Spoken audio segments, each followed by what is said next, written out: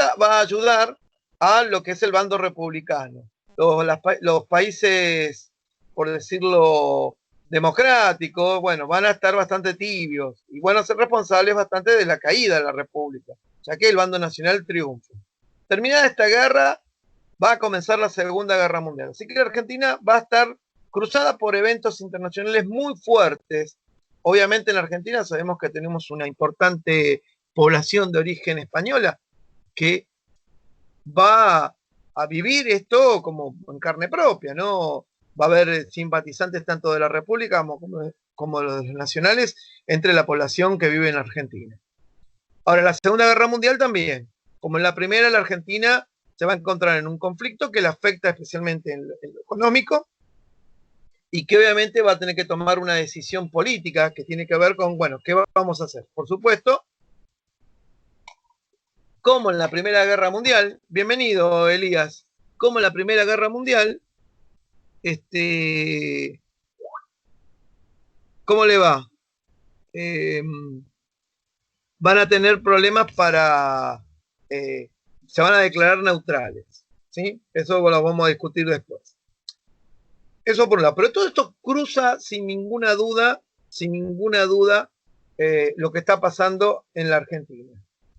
Ahora, el análisis lo vamos a dividir en tres momentos. El momento económico, el momento social y el momento político. El político es el que le vamos a dar más interés porque no hay un texto que englobe esta situación. Y obviamente ahí vamos a incluir el rol de la iglesia, ¿sí? El rol de la iglesia en esta nueva etapa.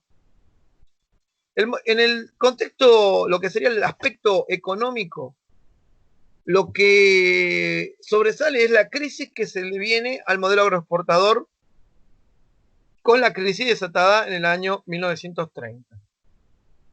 Los mercados se cierran, las economías se cierran, no fluyen los capitales, se corta el circuito, digamos, comercial, y la Argentina entra en un problema económico muy grande.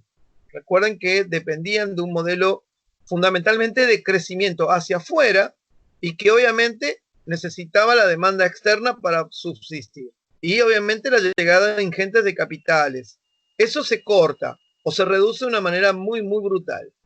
Lo que hace como una consecuencia importante es la aparición de lo que vamos a denominar la ISI o industrialización por sustitución de importaciones, que en un marco, ¿sí?, propicio que tiene que ver fundamentalmente con las condiciones internacionales, la Argentina, los empresarios, muchos de ellos se reciclan o se recrean, sería la palabra que se usa ahora, y comienzan a producir productos que antes, ¿sí?, antes importaban. Entonces, algunos talleres con capital de inmigrantes que atendían un mercado local pequeño, se expanden y pasan de talleres a hacer fábricas y convertirse en algunos rubros en los principales proveedores de productos, ¿no? Por ejemplo, en plástico, en textiles, ¿no? Después vamos a ver también en químicos, sin ninguna duda. La cuestión es que se da un proceso de sustitución de importaciones, ¿no? Que obviamente tiene sus bemoles, porque obviamente es una industria que tiene muchísimos problemas para desarrollarse, porque va a necesitar insumos del extranjero, va a necesitar el apoyo del Estado, y en algunos casos no hay mucha, como se dice, experiencia fabril o experiencia empresarial que pueda quedar fundamentalmente marcando el camino, ¿no? La mayoría son talleristas o en algunos casos tipos que saltan y pegan el salto a la industria, del campo a la industria, etc. Muchos de los capitales que van a la industria provienen del campo, que están ahí ociosos, producto de, bueno, de que está la cosa parada y bueno, y que muchos de estos capitales, si no se mueven, se van a perder o van a entrar, ¿no? La crisis misma los tiene inmovilizados. Ustedes piensen que el capital, por llamarlo de alguna manera, no es dinero debajo del colchón. Yo debajo del colchón puedo tener dinero, pero no es capital. El capital es cuando está invertido en algún tipo de negocio. Eso es lo que hay que entender cuando uno habla de capital. El capital está invertido en algo. presente. Lo que está bajo el colchón es fuga de capitales. Se puede ir en la cuenta de Suiza o al colchón del profesor Neistat, lo tiene guardado ahí en un sobrecito, ¿no? La cuestión, ¿cuál es? Que justamente a partir de este proceso, ¿sí? Comienza, digamos, a surgir primero una clase industrial, ¿no?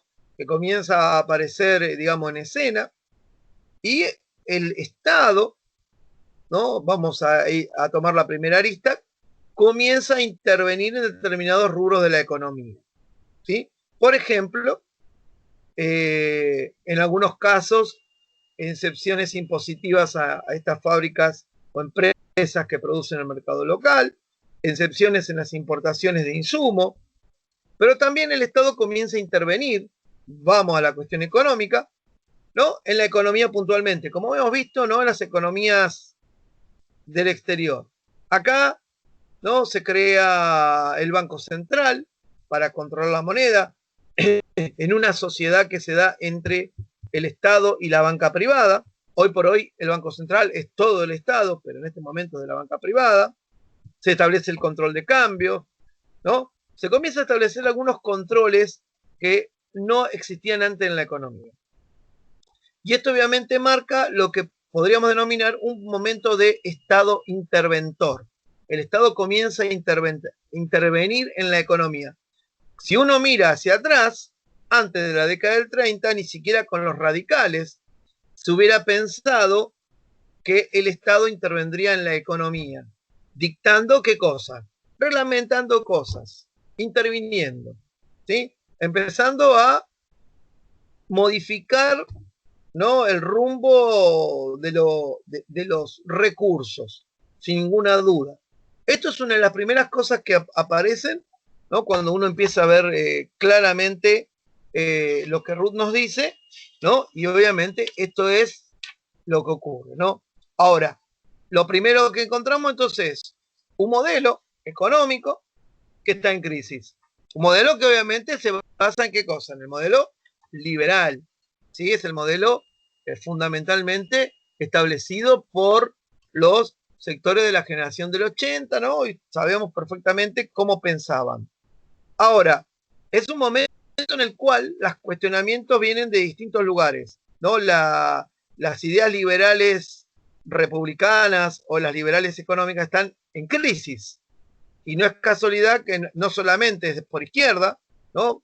Desde lo que es el comunismo, en ese momento se está desarrollando la Unión Soviética, en la década del 30 la Unión Soviética lleva adelante el proceso de industrialización más fantástico de la historia, ¿no? De los países del planeta, ¿no? Entonces cuando ustedes ven la historia de la economía soviética, encuentran que en menos de una década la Unión Soviética pasa de ser un país rural a una potencia industrial, cosa que es muy importante en el momento que estalla la guerra, ya que contra la Unión Soviética que va a pelear el nazismo, es la Unión Soviética que tiene toda una industria trabajando para qué, para justamente para ganar esa guerra. Cosa que si no hubiera llevado adelante esa transformación, una década atrás, justamente lo que hubiera encontrado el nazismo o la Wehrmacht, como era, se llamaba en ese momento, hubiera sido el camino allanado para llegar hasta Moscú, ¿no? Y poner la bandera esvástica en el Kremlin, cosa que no ocurrió. La cuestión es que en este contexto, justamente es donde las transformaciones económicas se están dando a nivel mundial. Entonces, que el Estado intervenga en la economía no es algo que inventó la Argentina. Está pasando en casi todos los lugares del mundo, sin ninguna duda. Ahora, el surgimiento, esto después igual lo vamos a retomar con los textos de Luchini, que es muy importante para estudiar lo que es la expansión industrial, y el texto de Germani, que esto creo que es lo que vamos a trabajar la semana que viene. Todavía no sé si trabajarlo juntos o por separado. Estoy mirando. Porque creo que en el medio tenemos una clase de que hacemos receso, o sea, paro. Creo que el día 25, el día 25 voy a darle, como se dice, descanso, ¿sí? Así no se me cansan tanto y no los vuelvo locos. Entonces, La cuestión es que a partir del surgimiento de la industrialización, está bien, tenemos problemas de capitalización. El mercado está, porque hay un mercado que ya está conformado previamente durante el modelo agroexportador. Un mercado que en cierta manera es un mercado elástico, ¿no? En algunos casos con buenos ingresos, y un mercado demandante de productos europeos o productos modernos, sin ninguna duda, estandarizados, etcétera. Pónganle todo lo que ustedes quieran. Por otro lado, tenemos la necesidad, obviamente, de estas nuevas industrias de ¿qué? De mano de obra. Y ahí estos son los grandes cambios que se da también en la década del 30. En la década del 30 tenemos lo que se va a llamar las migraciones internas. Es texto lo que trabaja Germani. Las migraciones internas fundamentalmente tienen que ver con que al colapsar el modelo agroexportador, sus economías complementarias en el interior, sumamente atrasadas, entran en crisis. Lo que hace que expulsa una gran cantidad de mano de obra a las grandes ciudades, a Córdoba, a Buenos Aires fundamentalmente, a Rosario. Entonces la gente del interior deja su pago, sus pueblos, y se viene a buscar probar suerte a las grandes capitales, las grandes ciudades, fundamentalmente Buenos Aires. Entonces ahí se da un proceso donde hay una movilización importante de recursos de mano de obra humanos que vienen del interior y que son absorbidos, ¿no? En una situación de demanda por parte, ¿no? De lo que es el reclamo, digamos, de mano de obra. O sea, hay una oferta y demanda. Hola, ¿cómo andan? ¿Quién anda ahí? Bueno, la cuestión es que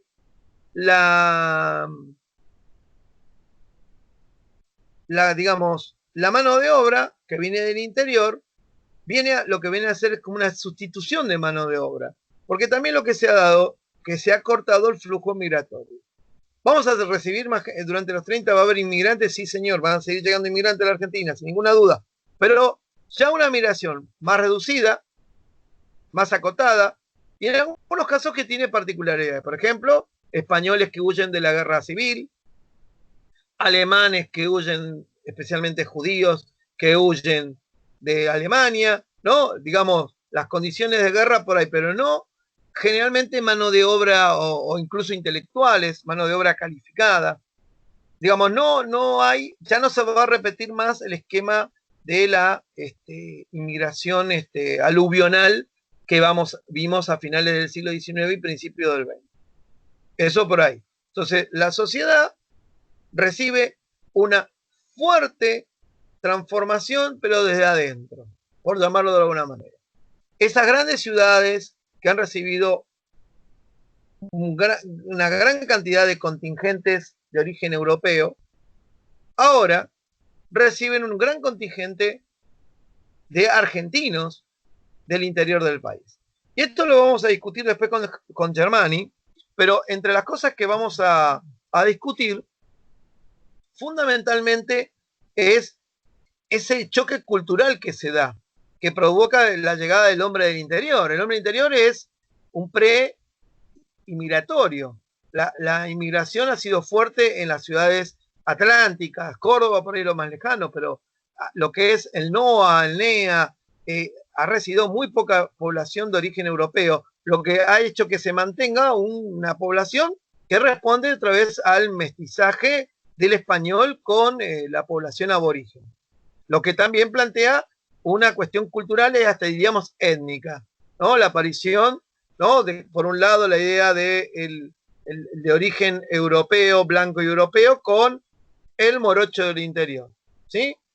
Lo que después, respectivamente, en algunos sectores van a llamar los cabecitas negras. Esto después va a abrir una discusión que vamos a tener la próxima clase, que tiene que ver, bueno, qué significa esta gente y cómo son leídos políticamente o socialmente por algunos, ¿no? Por algunos son una invasión, casi un aluvión zoológico, ¿no? Los negros que vienen del interior a ocupar a la ciudad blanca que es Buenos Aires. Por otro lado, una mirada más nacionalista dice, bueno, acá viene el verdadero argentino, ¿sí? El hombre del interior. Y que obviamente es la base del peronismo, ¿no? La base del movimiento peronista que va a surgir una década después con Perón en el balcón, ¿sí? Esto es lo que estudia el texto de Germán, ¿sí? Seguramente lo veremos o la clase que viene o la otra, no me queda muy claro porque estáis viendo cuándo es el receso, y el receso es, creo que el 20 del 7, o sea, arrancaríamos el 20 del 7, no tengo que ver bien acá tengo, esperen un cachito, tengo acá todo. Claro, el lunes 20, sería entre el 20 y creo que el 31 tenemos el receso, así que no tendríamos problema. Arrancaríamos el 20. A ver cómo me ponen acá. Me mandó Silvia. Sí, acá está. El 20 sería el receso. Estaría bien. Bueno, la cuestión es que a partir de ahí, esta llegada poblacional también transformó, por un lado, la sociedad argentina, que hasta ese momento tenía solo una gran impronta cultural de tipo de origen europeo. Cuando digo la Argentina, no, especialmente las ciudades atlánticas, ¿no? Hay un gran corte entre lo que es Buenos Aires, ¿no? Rosario y algunas ciudades atlánticas y el resto del país, ¿no? También en lo étnico, ¿sí? Ahora, también esto afecta a lo que es la composición de la clase obrera. Esto es lo que vamos a discutir importantemente. La composición de la clase obrera cambia. Porque también lo que surge es una industria que necesita obreros poco calificados. Muchas industrias no son industrias de punta, todo lo contrario. Muchas son rudimentarias y antiguas. Muchas se nutren de maquinaria que queda desechada en regiones más adelantadas del mundo, lo que significa que no estamos ante una industrialización de punta, ni mucho menos. ¿No? Es una industria cara y que obviamente tiene muchísimos límites. Sin embargo, esto también cambia la conformación del movimiento obrero y que por otro lado es una etapa donde hay una gran expansión de la industria, un gran proceso de acumulación en manos de el nuevo empresariado. Sin embargo, no hay nada de distribución del ingreso, ¿no? Vamos a encontrar un movimiento obrero movilizado, en acción, que después vamos a discutir si ese movimiento obrero se une, no se une. Uno hablan que por un lado estaban los europeos que eran conscientes porque tenían las ideas anarquistas y socialistas, por otro lado estaban los santiagueños que no entendían nada. Lo vamos a ver más adelante. Pero en ese momento, ¿hay grandes movilizaciones? Sí. ¿Hay lucha? Sí. ¿Hay intentos de mejorar las condiciones laborales? Por supuesto. Pero fundamentalmente es una etapa llena de derrotas y de desazón.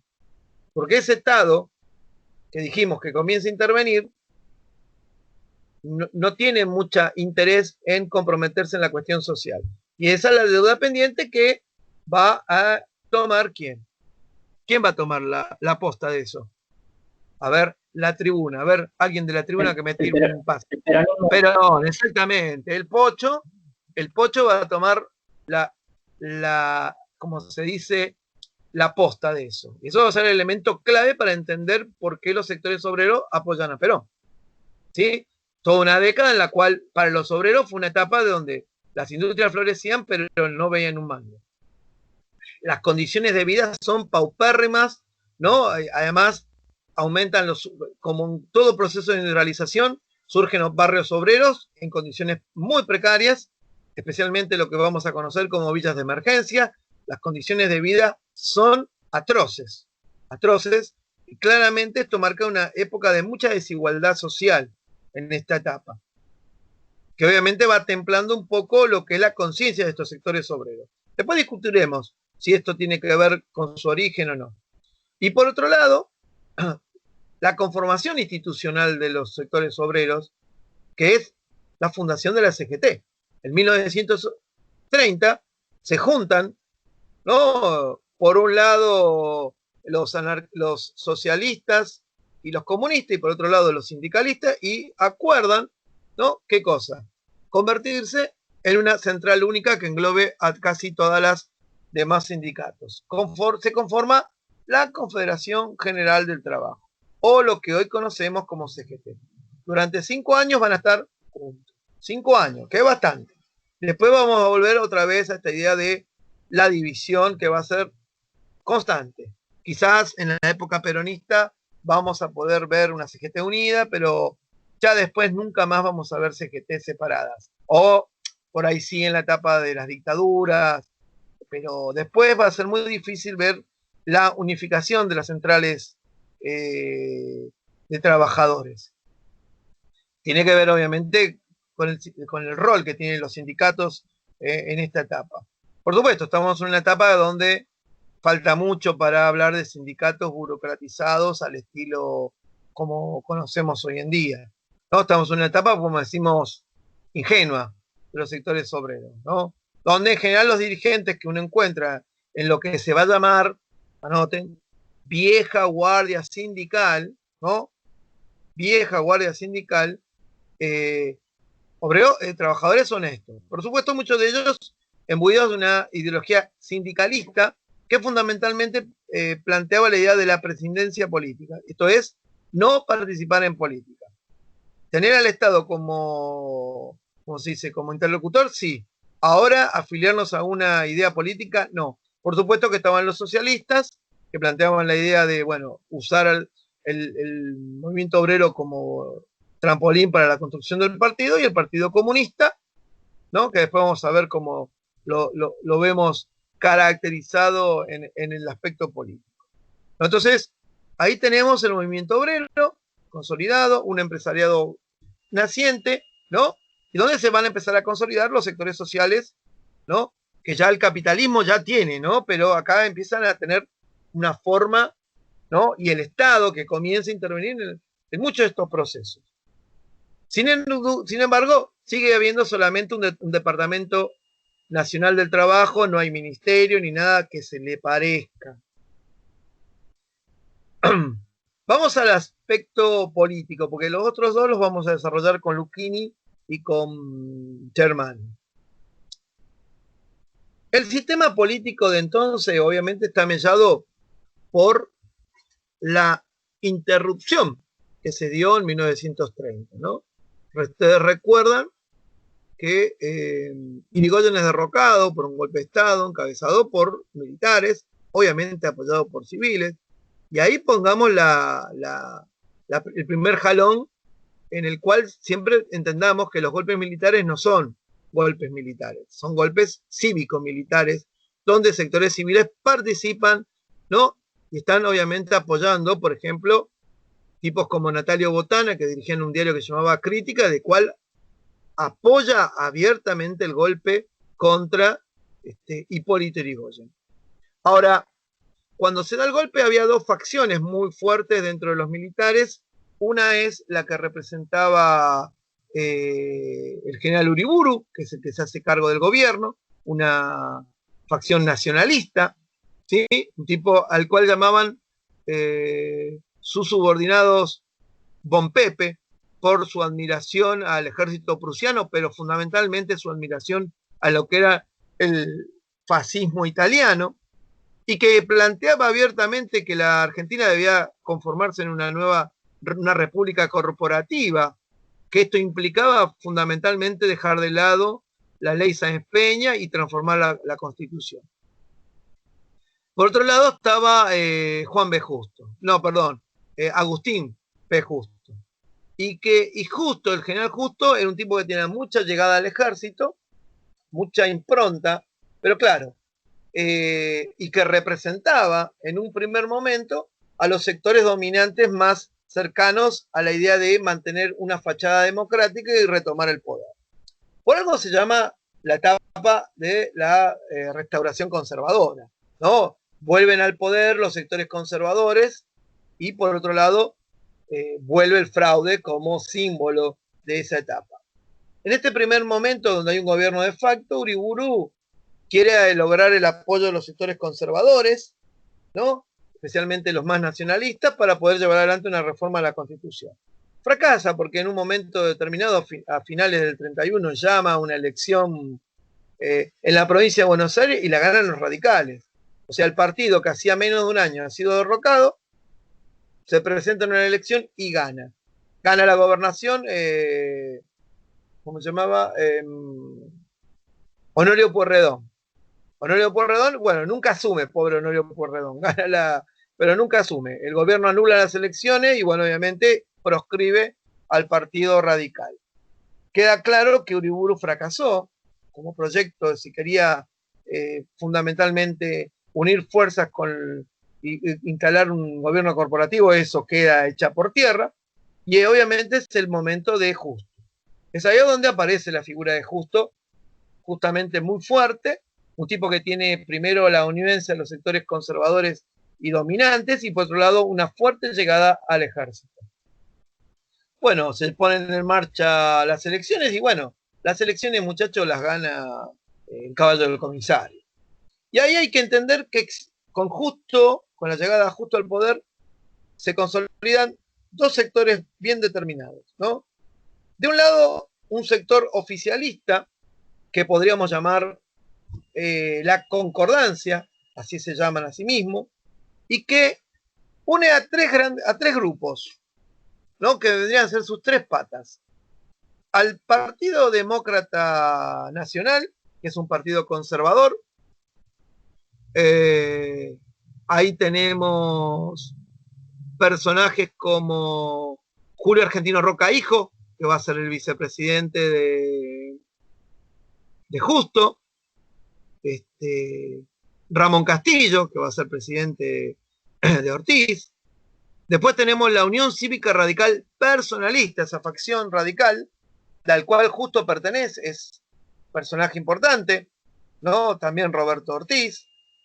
Y después lo que se llamaron los socialistas independientes, donde encontramos a gente como Antonio Di Tomaso, Federico Pinedo, el abuelo del actual senador, ¿sí? Federico Pinedo, ¿no? Que proviene de una familia importante, pero en ese momento venía de un socialismo que era un socialismo tirando a la derecha, ¿sí? Ahora, estos grupos son los que conforman la concordancia, ¿no? Partido Demócrata Nacional, radicales antipersonalistas y socialistas independientes. Del otro lado del arco político, encontrábamos también, tenemos a la Unión Cívica Radical, que cuando se quiere presentar a elecciones en el 32, le dicen que Alvear no se puede presentar porque no se había cumplido un mandato presidencial. Pero los radicales dicen, pero escúchame, hubo un golpe de Estado. O sea, obviamente que no se cumplió, se derrocaron al presidente. ¿Cómo no me puedo presentar? Bueno, la cuestión es que el radicalismo toma esto como una proscripción y decide presentarte a elecciones. ¿Sí? Presentarse a elecciones. ¿Sí? Lo que hace que por 5 años los radicales no se presenten y vuelvan a una táctica antigua, que era el abstencionismo. Incluso hay un momento de un intento de una revuelta, ¿no? De un coronel radical, y que obviamente implica que los radicales se han acusado de querer llevar adelante una intentona revolucionaria, cosa que de ninguna manera se estaba dando. Después tenemos el partido que había fundado un personaje muy importante, que era Lisandro de la Torre, que funda el Partido Demócrata Progresista. Y que era muy fuerte en la provincia de Santa Fe. Después tenemos al Partido Socialista, donde había varios personajes, entre ellos Palacios, ¿no? Ustedes ya conocen de antes. Para la elección del año 32 para la presidencia nacional, se hace una alianza